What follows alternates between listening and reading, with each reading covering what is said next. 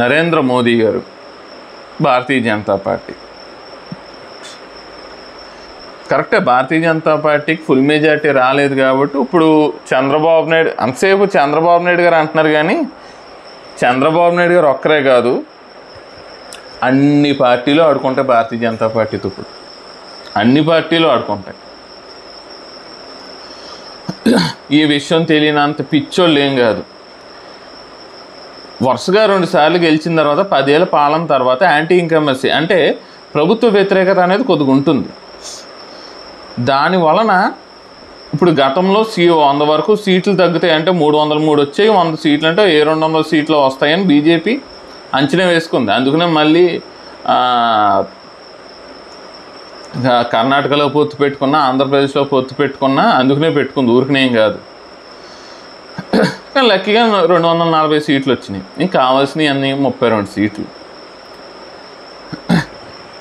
మళ్ళీ మూడోసారి 2029లో గెలవడం అనేది అంత ఆషామాషి విషయంగా చాలా చేసుకోవాలి. ఇందులో భాగంగా ఖచ్చితంగా భారతీయ జనతా పార్టీ తను అనుకున్న యూనిఫామ్ సివిల్ కోడ్ తీసుకురావాలి అనుకున్నా, తను చేయాలన్న పనులు చేయాలన్నా ఖచ్చితంగా ఫుల్ మెజారిటీ అయితే ఉండాలి. 2/3 మెజారిటీ మాట దేవుడు ఎరుగు, ముందు ఫుల్ మెజారిటీ ఉండాలి. అంటే మిగతా 32 సీట్లు తెచ్చుకోవాలి.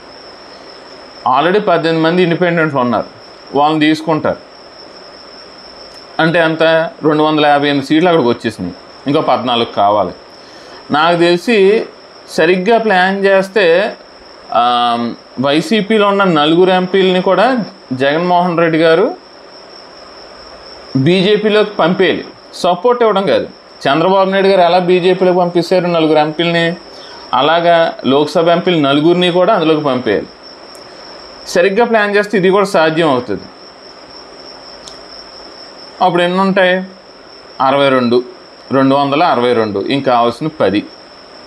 ఈ 10లో చిన్న చేతికి ఆదివాసీ, అఖిల భారత ఆదివాసీ సంఘటన ఏవో చిన్న చిన్న పార్టీలు అలాంటి వాళ్ళు 1-2 సీట్లు గెలుచుకున్నారు.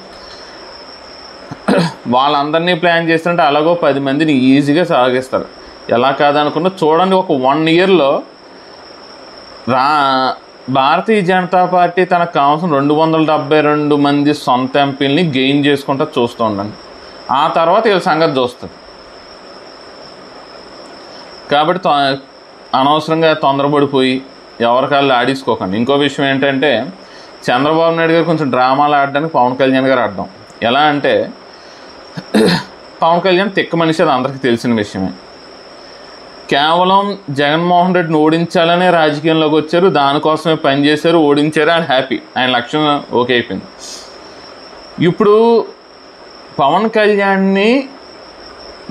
కళ్యాణ్ గారు చంద్రబాబు నాయుడు గారితో పొత్తు పెట్టుకుందని బీజేపీ అధినాయకత్వం దగ్గర వచ్చి చెప్పినప్పుడు అంత త్వరగా ఒప్పుకోలేదు. కానీ పవన్ కళ్యాణ్ గారు బలవంతం మీద ఒప్పుకున్నారు.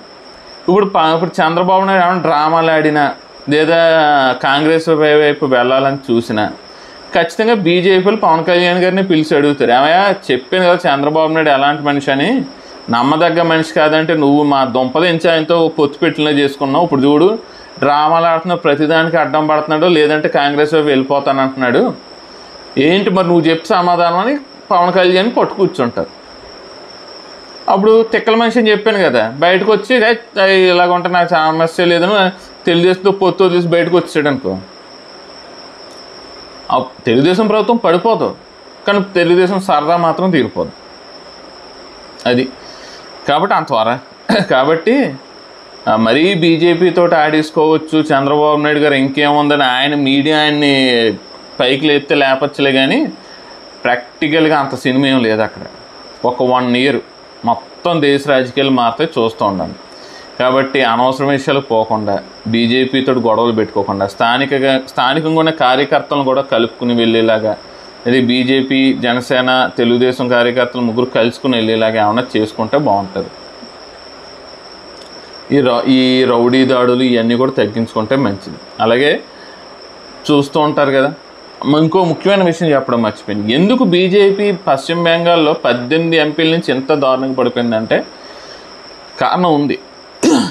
మొన్న మమతా బెనర్జీ గెలిచిన తర్వాత ఎంతమందిని చంపేయలేదు, టీఎంసీ గోండాలు, తృణమూల్ కాంగ్రెస్, మమతా బెనర్జీ గోండాలు ఎంతోమందిని చంపేశారు, ఎన్నో ఇళ్ళని తగలబెట్టారు, షాపులను లూటీ చేశారు, ఆడవాళ్ళని రేపులు చేశారు.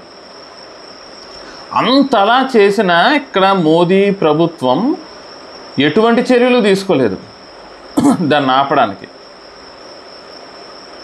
అసలు ఏం చర్యలు తీసుకోలేదు. దీని గురించి సపరేట్గా వీడియో చేస్తానులే.